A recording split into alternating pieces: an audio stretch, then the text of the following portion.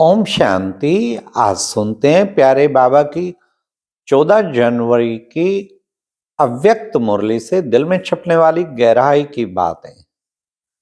आज सबको मकर संक्रांति की बहुत बहुत बधाई हो। आज चारों तरफ से ज्ञान मानसरोवर में कुमार आए हुए हैं, कुमारों की भट्टी चल रही है, उसकी भी बधाई हो।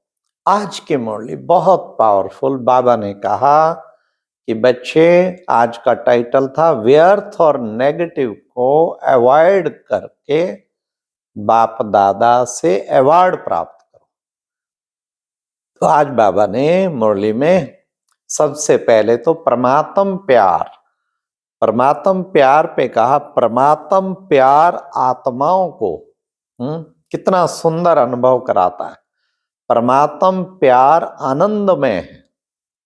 बाबा ने कहा परमात्म प्यार सर्वशक्ति संपन्न बना देता है, सब प्रकार के दुखों को सुख में परिवर्तन कर देता है।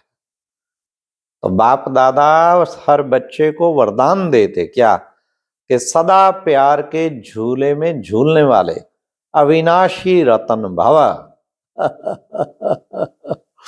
तो बाबा ने कहा यह मन जो है ना, मन रूपी पांव इस झूले से नीचे नहीं आना चाहिए।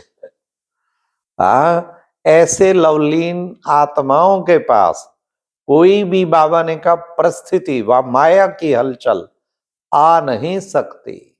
लवलीन जो बाबा के प्यार में खोया हुआ है, कोई भी चीज उसके निकट नहीं आ सकती। बाबा ने कहा नीचे पांव रखते हो ना तो माया के भिन्न भिन्न फिर रूप आते हैं, है? नीचे पांव ही ना रखो ना। उमंग जो परमात्म प्यार है उसके झूले से नीचे पांव नहीं रखो। फिर बाबा ने कहा लवलीन आत्माओं के सर्व शक्तियों के आगे माया आंख भी उठा के देख नहीं सकते। कितनी बड़ी बात कही बाबा ने कि बाप दादा द्वारा तुम बच्चों को क्या है, हाँ, आपका तीसरा नेत्र ज्वालामुखी नेत्र माया को शक्तिहीन बना देता। हर बच्चे को बाबा ने कहा जन्मते ही बाप से तीसरा नेत्र प्राप्त हुआ है ना। ब्राह्मण जीवन में तीसरा नेत्र सबको मिला है, पर कभी कभी तीसरा नेत्र क्या होता, मेहनत का पुरुषार्थ करते करते थक जाता और थकने के बाद बंद हो जाता है। तो बाबा ने कहा माया भी समझ गई है क्या कि हमारा राज्य गया कि गया। हाँ, इसलिए माया से घबराओ नहीं, खुशी खुशी से विदाई दो। उसको विदाई दो। इसलिए बाबा ने कहा सर्वशक्तिवान के सर्व शक्तियों के आधार से विदाई दो। आने का चांस ही ना दो ना। क्यों चांस देते हो?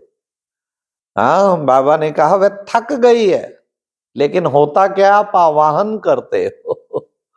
वैसे वो शक्तिहीन हो गई है, आवाहन नहीं करना। बाप का क्वेश्चन है तो मास्टर सर्वशक्तिवान हो या सर्वशक्तिवान हो या कभी कभी सर्वशक्तिवान हो, सदा हो या कभी कभी हो। अगर किसी भी प्रकार की कमजोरी चाहे मन में, चाहे वचन में और चाहे संपर्क संबंध में आती है तो माया का जैसे कि आप आवाहन करते हैं, कमजोरी ही माया का आवाहन करते हैं।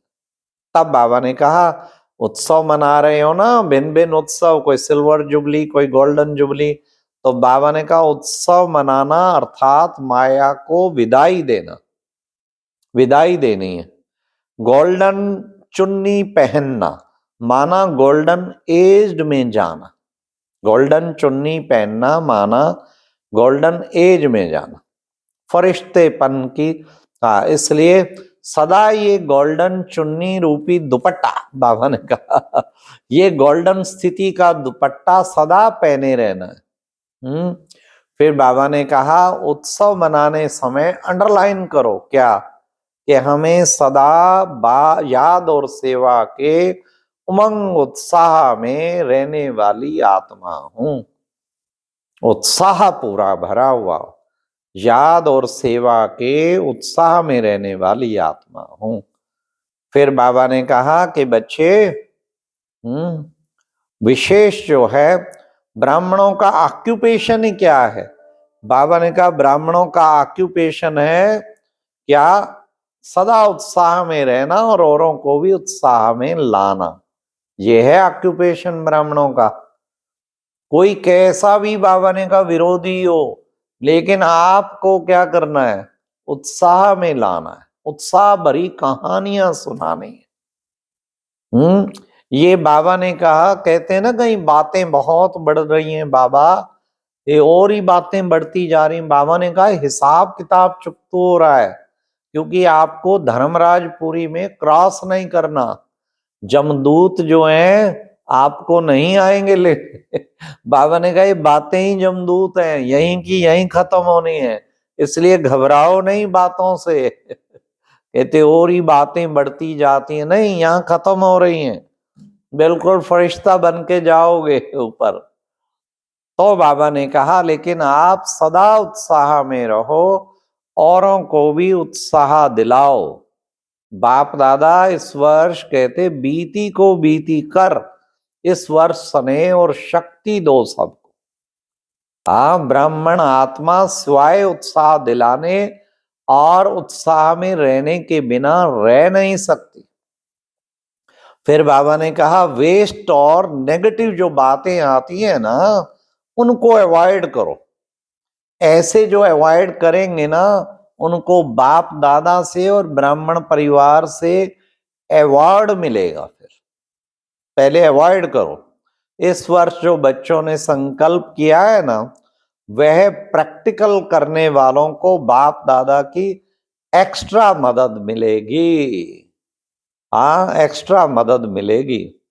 फिर बाबा ने कहा कि बच्चे देखो, बीच बीच में ड्रामा पेपर लेगा, लेकिन संकल्प में, संकल्प में भी बाबा ने कहा जरा भी पांव हिले नहीं।